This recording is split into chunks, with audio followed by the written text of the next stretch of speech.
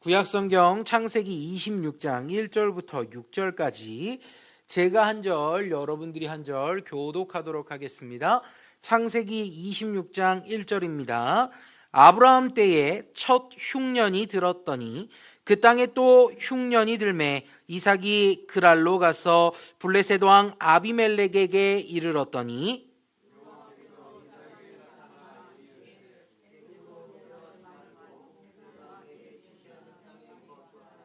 이 땅에 거류하면 내가 너와 함께 있어 내게 복을 주고 내가 이 모든 땅을 너와 내 자손에게 주리라. 내가 내 아버지 아브라함에게 맹세한 것을 이루어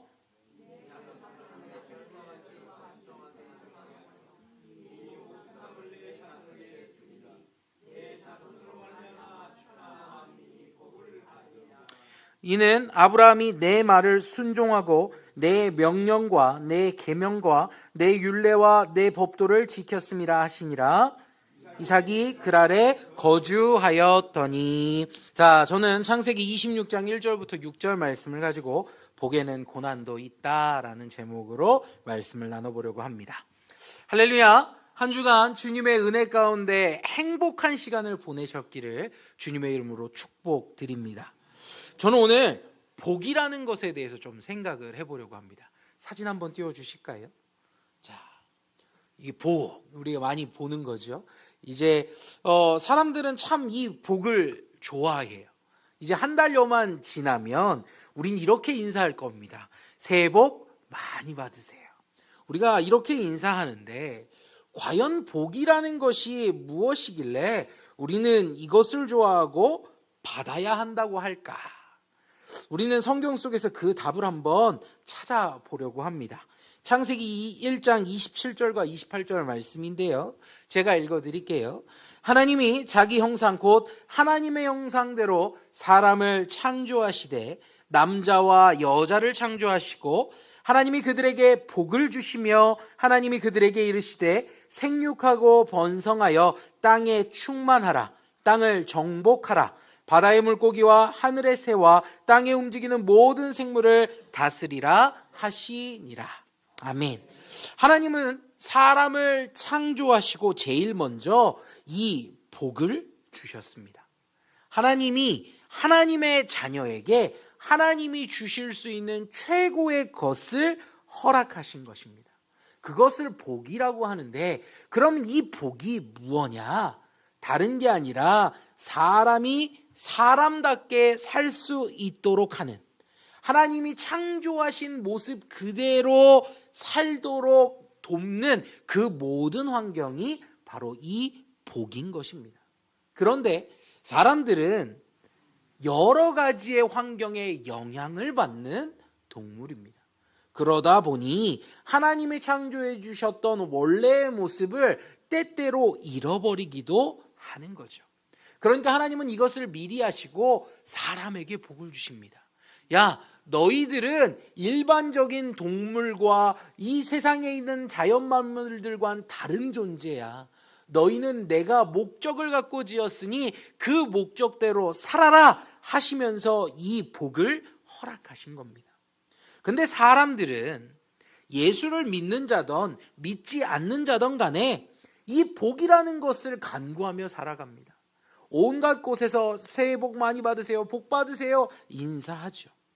그런데 이 복에 집중하는 건 좋은 일인데 이 복이 무엇인지 모르고 복을 받으려고 애쓰다 문제가 발생했습니다.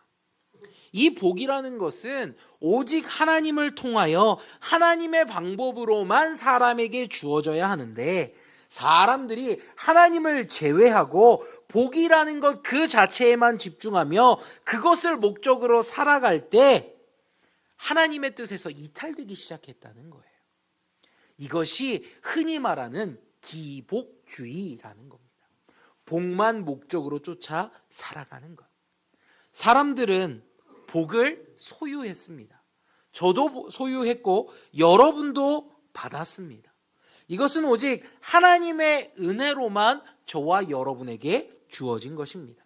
그러다 보니 복을 소유한 자가 되어 사람이 사람답게 살아가는 겁니다. 다른 사람을 해치지 않고 다른 사람을 사랑할 줄 알며 긍휼한 마음으로 서로를 돌아보고 살아가는 그 모든 형태가 복인 것이지요. 그런데 하나님의 은혜를 잃어버리고 복 자체에만 집중한 불쌍한 인생들이 있어요. 이들은 본래의 목적은 사라집니다. 사람답게 서로를 섬기고 사랑하고 아끼며 살아가야 되는데, 하나님의 형상을 이루도록 살아가야 되는데 그들 안엔 그것이 없어지니까 그 안에 남는 건 오직 인간의 욕심만 남게 되었다는 거죠. 성도 여러분, 저는 여러분들이 주님의 은혜로 주님의 방법으로 하나님이 허락하시는 복을 소유하는 사람들이 되기를 소원합니다. 복 자체가 목적이 아니라 우리에게 복을 허락하신 하나님을 바라보고 또 그 하나님이 허락하신 넘치는 은혜로 복을 소망할 줄 아는 진짜 하나님이 기뻐하시는 인생이 되기를 소원합니다. 오늘 우리가 읽은 본문에서 이삭이 등장해요.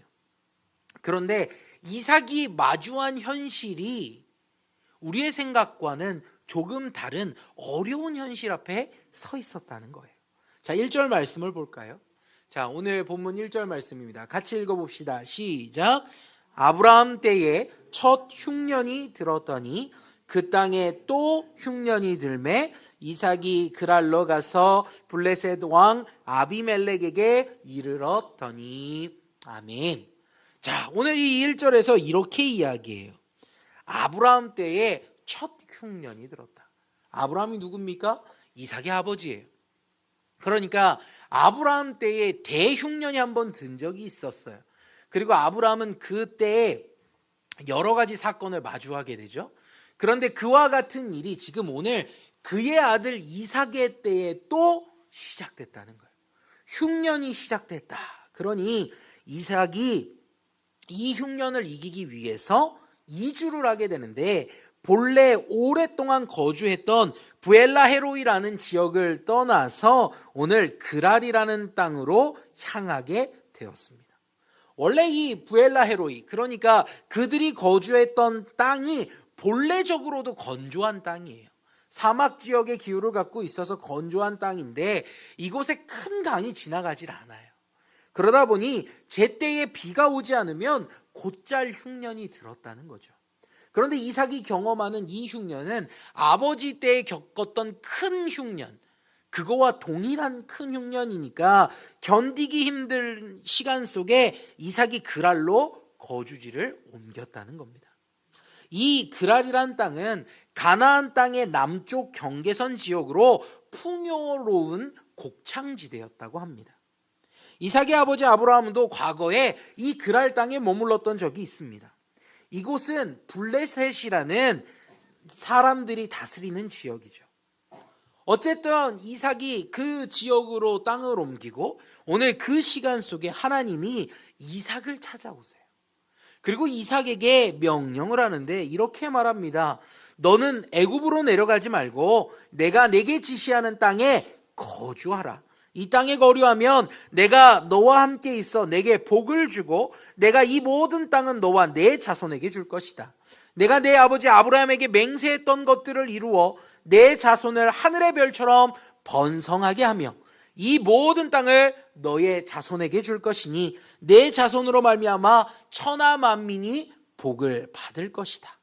이것은 너의 아버지 아브라함이 내 말을 순종했고 내 명령과 내 계명과 내 율례와 내 법도를 지켰기 때문이다 라고 하나님이 이삭에게 말씀하시는 거예요.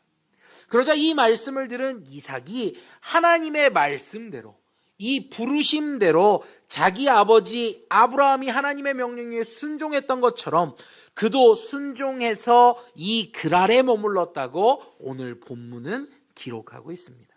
여기까지가 본문의 이야기예요. 하나님이 이삭을 찾아오시고 이삭에게 아브라함에게 약속하신 것과 같이 축복을 약속하신 것, 이것이 오늘 본문의 내용입니다. 여기서 복, 이 복이 무엇이냐? 문자적으로는 창대한 것을 말해요. 번영이라는 것을 뜻하죠. 아브라함이 하나님의 부르심에 순종했을 때 하신 약속이 뭐냐면, 야, 내가 너로 인해 큰 민족을 이루게 할 거야. 내가 너로 큰 민족을 이루게 할 거야 하는 이 약속이 있었는데 이것이 복이라는 거예요. 그런데 이 복을 오늘 누구에게도 주시겠다? 이삭에게도 주시겠다는 거죠. 아브라함이 소유했던 복이 너에게도 주어졌다라고 이야기하시는 거예요. 근데 우리가 역사적으로 보면 하나님을 섬기는 민족, 하나님의 민족들은 늘 경제적으로든 문화적으로든 사상적으로든 무엇이든 간에 창대함을 경험합니다. 하나님이 함께 하시니까 복이 넘쳐서 세상을 지배하는 그 놀라운 역사들이 늘 함께 했다는 거죠. 늘 기독교의 깃발이 세워진 곳마다 놀라운 번영이 함께 했다는 거예요. 그러므로 우리가 복에 대해서 생각할 때 쉽게 잘 되는 것, 창대해지는 것이 복이다 라고 생각할 수 있다는 거예요. 하지만 창대함은 복의 특징이지 절대적인 형태는 아니라는 겁니다. 만약 이 창대함만이 복이라고 우리가 말한다면 세상에서 성공한 사람들, 물질이 가장 많은 사람들만이 하나님 앞에 복을 받은 사람이 되기 때문이에요. 무슨 말입니까? 그러면 하나님이 함께 하시는 사람은 전부 다 부자고 하나님이 선택한 사람은 전부 다 부자만 된다는 거예요. 그러면 물질이 없으면 하나님한테 버림받은 사람일까요? 그건 아니라는 거죠. 그랬기에 우리는 복이라는 걸 규정할 때 결단코 창대함만을 말할 수는 없다는 거예요. 근데 세상 사람들은 어때요? 복을 말하면서 그 뒤에 따라붙는 말이 있어요. 복 받으세요, 부자 되세요 라고 이야기합니다. 세상 사람들은 이 창대함에 집중한다는 거죠. 하지만 하나님은 그런 것들을 말씀하지 않으세요. 창대함의 요소도 말씀하시지만 다른 형태의 복을 말씀하신다는 거예요. 이 사실을 바로 알지 못하면 우리 또한 세상의 사람들과 다를 바가 없어집니다. 창대해지기 위해 남의 것을 빼앗고 남을 해치는데 주저함이 없는 사람들이 될 것이기 때문이에요. 그런데 제가 아까 서두에 말씀드렸어요. 복이라는 것은 그런 것이 아니라 하나님의 본래적인 형태로 살아가기 위해 하나님의 허락하신 은혜다, 은총이다 라고 말씀드렸어요. 하나님이 만드신 사람은요, 남을 짓밟고 남을 해치는 자가 아니라 더불어 연합하고 하나 되는 아름다운 모습이기에 하나님이 허락하시는 복은 단순히 창대함만을 말하고 있지 않다는 거예요. 그 증거가 무엇입니까? 성경 속에 나타난 하나님께 복을 받은 인물들은 세상 사람들과 다른 길을 걸어요. 그들은 아낌없이 나누기도 하고요, 자기의 것을 자기 것만 소유하려고 애쓰지 않습니다. 하나님의 사람들은 늘 섬김의 길을 걷는다는 거죠. 그들은 오름의 가치관을 가지고 그들이 길을 걸었다는 겁니다. 하나님은 오늘 이삭에게 복에 대해서 말씀하시며 복을 얻는 방법도 가르쳐 주시죠.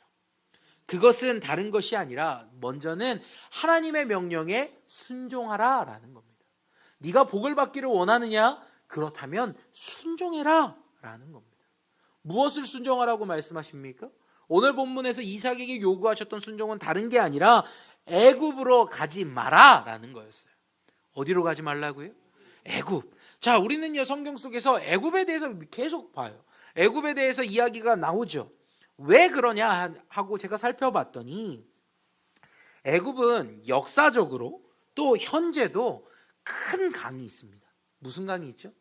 나일강이 있어요. 이 나일강은 이들의 젖줄과도 같은 이인 거예요. 이 나일강은요 정기적으로 범람이라는 걸 합니다.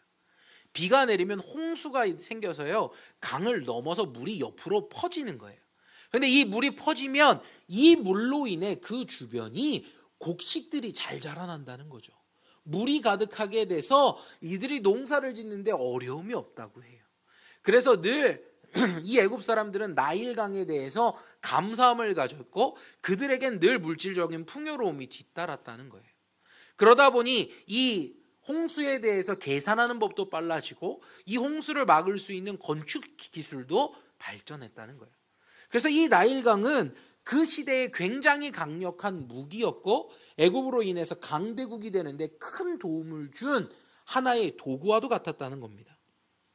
그래서 그 시대에 다른 곳에 흉년이 들어도 애굽엔 먹을 게 있었어요. 늘 애굽에는 풍요로움이 뒤따랐다는 거죠. 그래서 많은 사람들이 자기의 삶을 영유하기 위해 좀 더 잘 먹고 좀 더 잘 살기 위해 어디로 간다고요? 애굽으로 갔다는 거예요. 오늘날 이 시대에 많은 사람들이 일거리를 찾아 대도시로 모이는 것처럼 이 시대의 사람들은 전부 다 애굽으로 향했다는 거예요. 거기 가면 먹을 수 있대, 거기 가면 잘 살 수 있대, 거기 가면 풍요로울 수 있대, 이 소식을 쫓아 사람들이 몰려들었다는 겁니다. 그런데 문제가 하나 있어요. 이 애굽에는 하나님이 계시지 않는다는 거예요. 애굽에는 그 풍요로움이 그들의 주신이 되어서 그들이 믿는 신앙의 존재가 되어서 물질을 쫓아 사는 사람들만 모여 있다는 거죠. 비록 지금 이삭이 굶주렸지만 애굽으로 가지 않고 이곳에 머무르면 하나님의 음성을 들을 수 있고 하나님이 베풀어 주신 은혜를 경험하는데, 애굽으로 가면 어떻게 돼요? 세상의 문화에 함락되고 세상의 것만 쫓는 어리석은 인생이 되기에 하나님은 그를 멈춰 세우십니다. 그곳에 가지 말아라 하고 이야기하시는 거죠. 내가 너희를 책임진다, 내가 너희를 먹이고 내가 너희를 입힌다. 하나님의 사람은 하나님의 방법으로 사는 거야 라고 오늘 말씀하시는 거죠. 사랑하는 성도 여러분, 하나님은 늘 우리에게 한결같이 말씀하세요. 너희 눈에 좋은 것, 너희가 원하는 것으로 살지 마라. 너희들이 이것이 좋다고 생각하냐? 그것이 아니다. 내가 너희에게 베풀어 주는 것이 좋은 것이다. 하나님은 늘 저와 여러분에게 말씀하시는 겁니다. 이스라엘이 출애굽해서 광야의 길을 걸을 때에 그들이 살 수 있었던 것은, 그들의 삶이 영유될 수 있었던 건 그들에게 먹을 것이 있고 물질적인 풍요로움이 있었던 것이 아니에요. 그들이 소유한 건 아무것도 없었어요. 그들이 가졌던 건 단 하나, 그들이 하나님만 계셨다는 거예요. 그래서 그들이 광야길을 걸을 때 그들을 하나님이 직접 인도하시는데, 때로는 불기둥으로, 때로는 구름기둥으로 인도하셨고, 만나와 메추라기를 보내셔서 그들을 먹이시기도 하셨다는 겁니다. 성도 여러분, 우리는 인간적인 생각 속에 빠져 풍요로움을 쫓으며 헤매고 있습니다. 이곳에 가면 풍요로울까?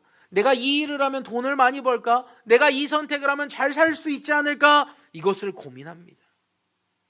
그러나 그것은 정답이 아니에요. 성도 여러분, 여러분의 삶에서 풍요로움의 해답은 여러분의 생각에 있고 여러분이 바라보는 것에 있는 것이 아니라 오직 하나님께 있음을 깨달으시기를 소원합니다. 하나님이 함께 하시는 자에게 하나님의 복이 임하고 그 복의 형태 중 하나인 풍요로움 또한 주어지게 되는 것이에요. 이스라엘은 굶지 않았습니다. 그들에겐 걱정이 없었어요. 가라 하면 가면 됐고 멈춰서라면 멈춰서면 됐어요.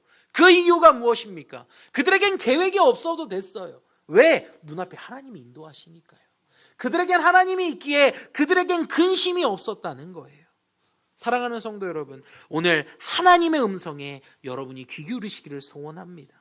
하나님이 함께 하시는 곳은 풍요로움이 머무는 곳이 아니라 하나님이 있으라고 명하시는 하나님이 뜻이 머무는 곳, 그것이 축복된 장소요, 하나님이 함께 하시는 장소이기 때문입니다. 오늘 그곳에 거하는 저와 여러분이 되기를 소원합니다. 이삭은 하나님의 명령에 순종합니다. 하나님의 애굽으로 가지 말라고 하시니까, 네 아버지가 내 말을 들었던 것을 내가 기억한다, 너도 보았지 않냐, 너도 내 말을 듣고 이곳에 머물라 하니까 이삭은 주저하지 않고 그곳에 머물렀다고 우리가 본문을 읽었어요. 하나님의 명령에 순종했죠. 그러면 우리는 이렇게 생각할 겁니다. 와, 하나님의 명령에 순종했으니 잘 되겠지? 하나님이 함께 하신다고 했고 하나님의 복을 허락하신다 했으니 잘 되겠지? 우리는 형통을 기대합니다. 그런데 오늘 이삭이 마주한 현실은 자기의 생각과 조금 다른 현실이 눈앞에 펼쳐집니다. 먼저는 자기의 사랑하는 아내를 빼앗길 뻔하는 일이 발생해요. 자, 말씀 볼까요? 26장 7절인데요. 한번 볼까요? 자, 여러분 읽어봅시다. 시작.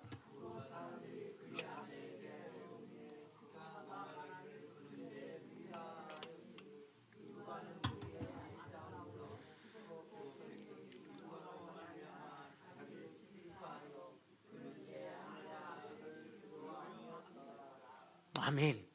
이삭이요, 마주한 현실은 두려움이었어요. 이삭이 두려워합니다. 무엇 때문에 두려워해요? 아내를 먼저 뺏길까 봐 두렵고요. 두 번째는 그 아내를 빼앗기는 것 때문에 내 생명을 잃을까 두려워합니다.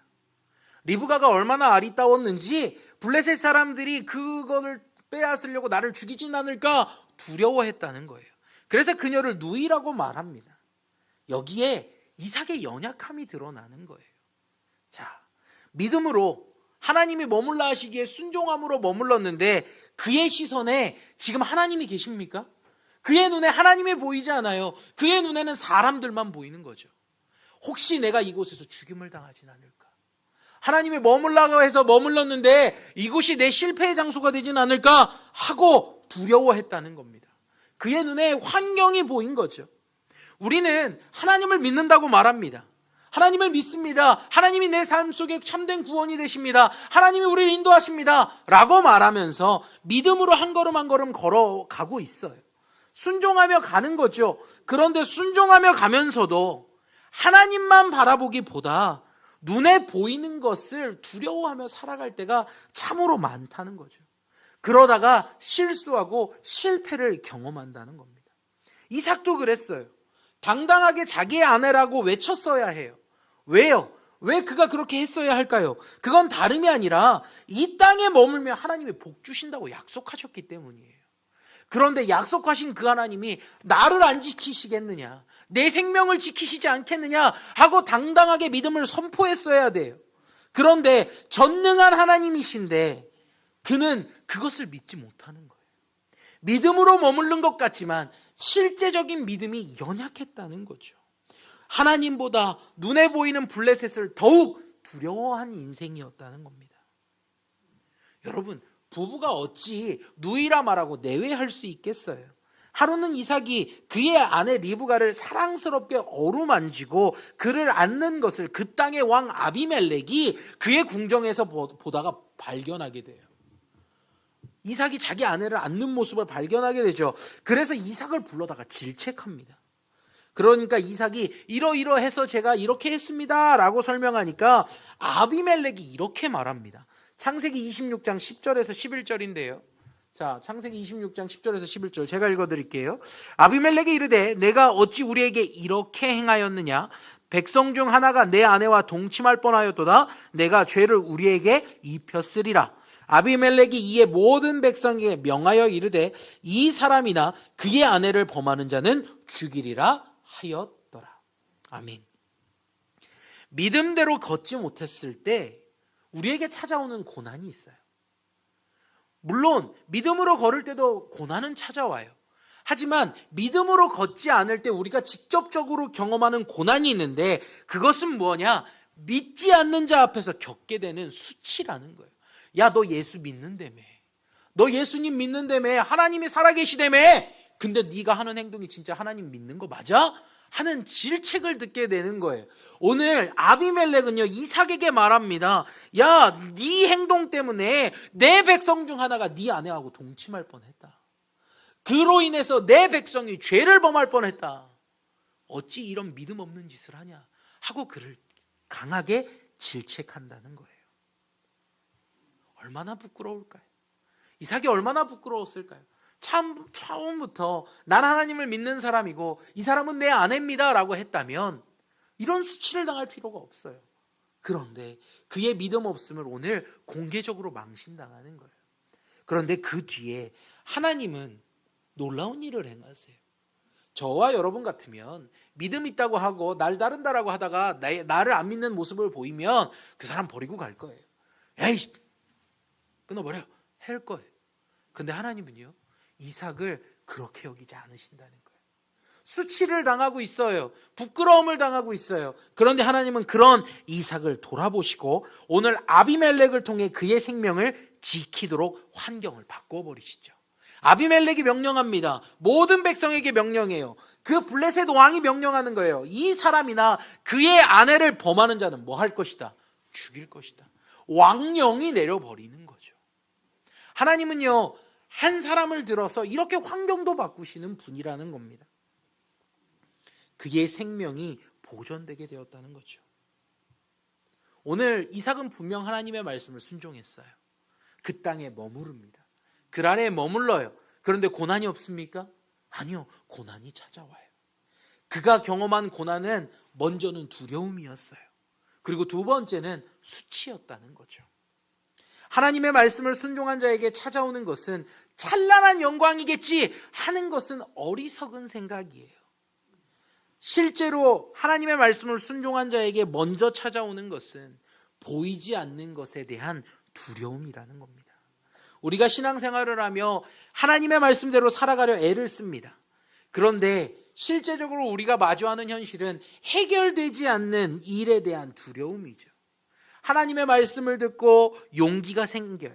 믿음의 사람이라면 이렇게 해야지 하며 결단하고 그 결단을 실행합니다. 그런데 결단하고 내 발걸음을 내디디면 상황이 바뀌고 마치 홍해가 갈라지듯이 놀라운 일이 펼쳐질 거라 생각했는데 상황이 바뀌는 게 아니라 더 꼬이는 듯한 느낌을 받을 때가 많다는 거예요.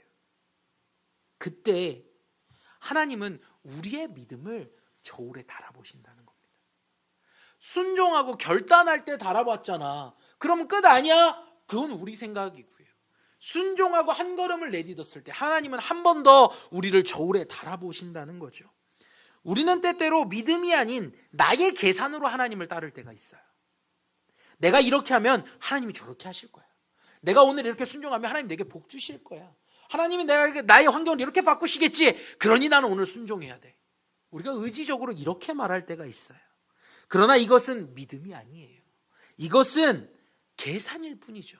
진짜 믿음은 무엇이냐? 성경에 이렇게 이야기해요. 다니엘서 3장 17절과 18절 말씀입니다.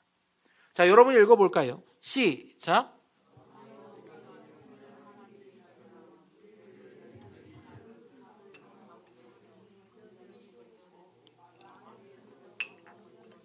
(18절)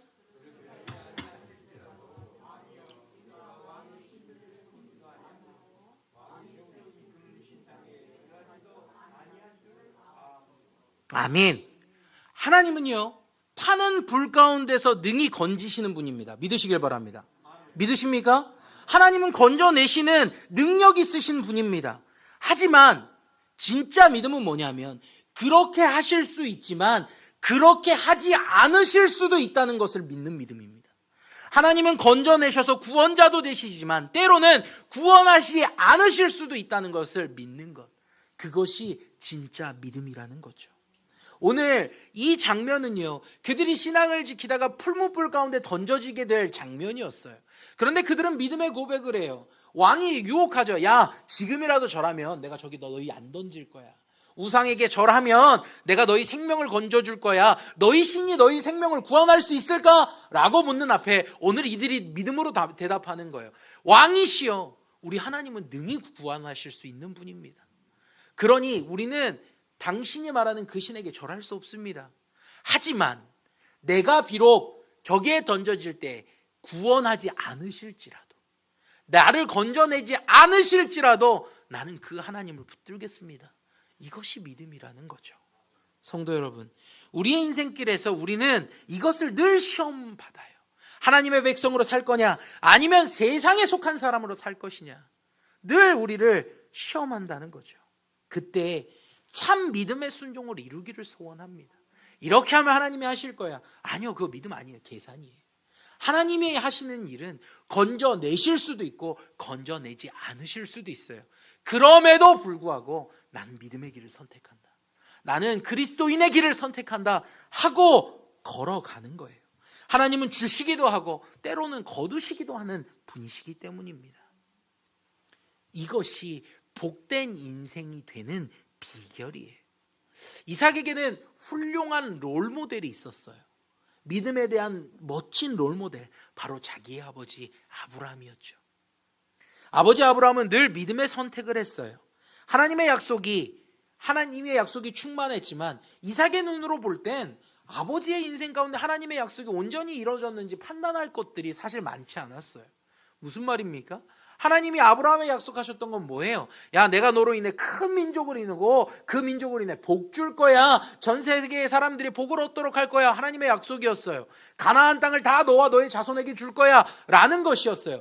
그래서 아브라함은 그 믿음을 가지고 믿음대로 살아갔죠. 그런데 아들의 입장에서 보세요. 오늘 이삭의 인생에서 바라봤는데 자기에게 후손이 정말 넘치도록 많나요?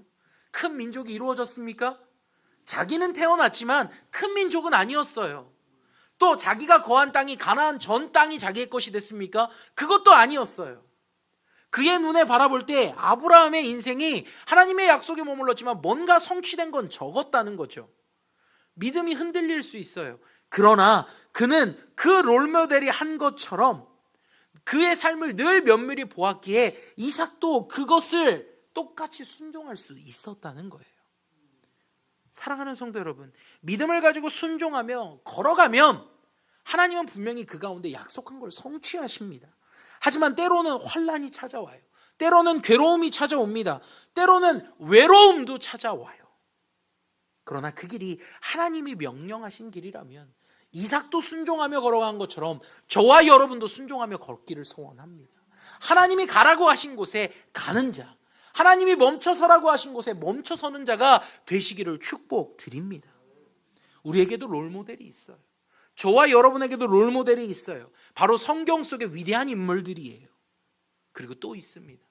바로 이곳에 우리와 함께하고 있는 우리의 신앙의 선배들입니다. 우리의 신앙의 선배들이 있다는 거죠. 한번 주위를 돌아볼까요? 여러분 한번 얼굴들 한번 돌아보세요. 우리의 권사님들, 장로님들이 계세요. 오랜 시간 믿음의 순종으로 여기까지 오신 거죠. 이제 믿음의 후배된 저와 여러분들이 그 길을 따라갈 시간이에요. 고난 없는 복은 하나도 없어요.